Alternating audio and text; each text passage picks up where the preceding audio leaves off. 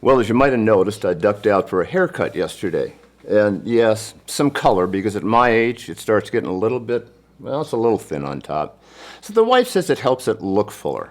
But listen, you know what? After surviving cancer and chemo and radiation and all that just a few years ago, believe me, I'm not complaining about anything anymore. And that's another thing. No more $100 haircuts like I was having to pay in LA. Down here, and they're every bit as good as US hairstylists are up there, 700 pesos. 700 pesos. Or about 35 bucks. We love the cost of living down here, but we'll talk more about that later. But to get back to all the supposed crime in Mexico, in the last video we looked at overall crime stats for Mexico versus the US and noted that country to country, you'd be comparatively safer in Mexico, despite popular consensus, that is. But what about city to city? And then, you know what? Where are the safest cities in Mexico for relocation and visitation? Well, let's have a look at it. And let's start with the capital. Where else? Mexico City.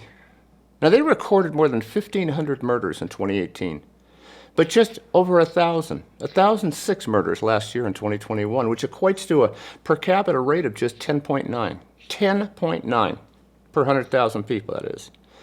Now, how does that stack up against the U.S. cities? Well, take a look at our own capital in Washington, D.C., which is up 13% this year and 22.8. Now, while New York and its per capita rate of 5.9 is certainly lower than Mexico City, the U.S.'s worst cities like Baltimore at 57.5 and St. Louis at 65.3, they make Mexico look like Fort Knox. But it's also less than traditionally safe U.S. cities like Portland at 12.9 and Dallas 14.9 and Minneapolis 22.1. And the numbers are getting better for Mexico's capital, just as they are all over Mexico. But like Baja, the question has to be, why? Well, as a lot of us are saying these days, including President Andres Manuel Lopez Obrador, or as AMLO, as everybody calls him, the relatively safe city of Mexico City is a significant factor in the wave of gringos flocking here, often to work remotely. That's what he says. And as anyone who follows Mexico knows, there's been a huge increase in Americans coming down here to work and enjoy the city. Among other foreigners, that is. But Mexico City, since the pandemic and the reality of it all started stepping in and realized we got a big problem here, they increased the security. And this again goes back to the presence of those heavily armed federales that are riding around the back of pickup trucks with a gun strapped across their face. The ones the internet keyboard warriors point to as some sort of proof that crime is everywhere. As I've said before, it's exactly the opposite. And the numbers back me up. They're keeping us safe, and we applaud them.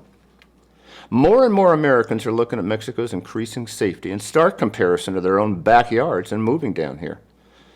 People here aren't afraid to go out to dinner at night or shopping anymore. They don't take their jewelry off or their wedding rings off like they do here in America when they go out for dinner.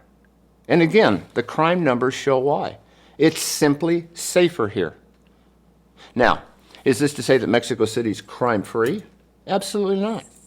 In fact, figures from all the major mobs that have been arrested down here in the city, it's the sons of Mayo Zambala and Vicente Carrillo and the rest of them, lieutenants in the Jalisco Generation Cartel, I mean, these guys are bad, to say the least. And the other cartels, they're all down here. And there's also homegrown gangs, such as the infamous Tepito Union and the Tulac Cartel. But overall, when you look at everything, Mexico City, if you avoid the back alleys and stick with the masses, the people, the turistas, well, let's just say people out here aren't being robbed at gunpoint anymore like they are in Beverly Hills and Westwood when they're just out for dinner. So just where are the mainland cities that you want to avoid? Well, how about Zamora? Murder rate, 196. That's a slaughter rate. Zacatecas, 107. Veracruz, they just found a mass narco grave with 289 victims in it over there. And then there's the graves in Tepito, which is 49 craniums were found in a grave. But these, again, are in the narco-rich areas of Mexico where you'd expect it. But let's talk about places where you would consider going, where the murder rate is, of course, lower, but the crime rates, they're still pretty high. Cancun, 62.2, and it's increasing over the last 3 years. Mazatlan, 43.48, and also increasing. Puerto Vallarta, beautiful Puerto Vallarta, 37.01. Less than Miami, Florida, but 58.45. But how about places like Tulum, 36.32, Playa del Carmen, 49, Cozumel, 34, and of course a place where everyone goes without even a care in the world, or apparently a clue, Acapulco, where the crime rate is at an all-time high of 80.56, and the murder rate, or slaughter rate as they call it, 110. And again, I want to stress that these are weighted averages per 100,000 people in any given city. After the better part of 3 days, 3 decades, you know what? Representing clients down here, mostly developers on the mainland where I always stick to well-traveled highways and centers of cities and avoid walking alone after dark. Yeah, I do it too. Everybody should. I don't even want to do that in the U.S.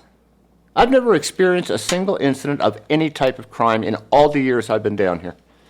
So the moral of the story?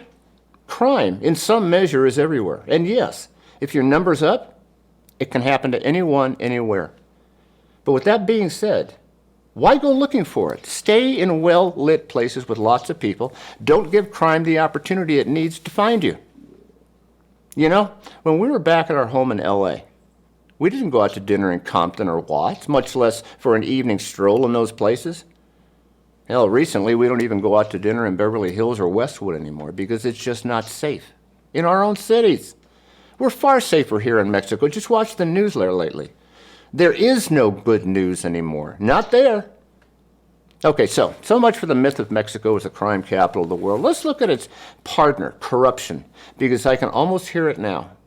All the people out there who are saying, well, okay, maybe the crime won't get you, but the corrupt police certainly will.